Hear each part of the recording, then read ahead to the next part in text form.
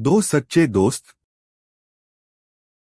एक गांव में मोंटू और पिंकू नाम के दो दोस्त रहते थे।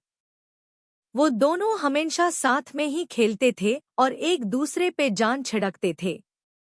एक दिन की बात है, मोंटू और पिंकू खेलते खेलते एक कुएं के पास आ पहुंचे और वो दोनों खेलने में इतने व्यस्त थे कि उनका ध्यान ही नहीं रहा और गलती से मोंटू कुएं में गिर गया। मोंटू को कुएं में गिरा देख के पिंकू जोर जोर से चिल्लाने लगा। वहां पर आस पास कोई भी नहीं था, इसलिए पिंकू के चिल्लाने पर भी उसकी आवाज किसी ने नहीं सुनी। काफी देर तक चिल्लाने के बाद पिंकू को लगा कि मोंटू अब कुएं में डूब जाएगा। काफी देर तक चिल्लाने के बाद पिंकू को लगा कि मोंटू अब कुएं में डूब जाएगा। उसने देखा कि कुएं के बगल में एक बाल्टी रस्सी से बांध रखी है। पिंकू ने तुरंत उस बाल्टी को कुएं में फेंक दिया और मोंटू से कहा कि इसको पकड़ लो। मोंटू ने उस बाल्टी को पकड़ लिया और फिर पिंकू रस्सी को अपनी तरफ खींचने लगा। पिंकू ने काफी मेहनत की और रस्सी को बहुत जोर से काफी वक्त तक खींचा। आखिर में मोंटू बाहर आ ही गया। दोनों ने एक दूसरे को गले लगाया और फिर घर जाने के लिए आगे बढ़े। रास्ते में दोनों ने यह तय किया कि हम घर जाकर बाकी सभी को भी ये बात बताएंगे। कुछ देर बाद वो दोनों घर पर पहुंच गए और सभी घरवालों को और उनके आस पड़ोस में रहने वाले सभी लोगों को ये बात बताई।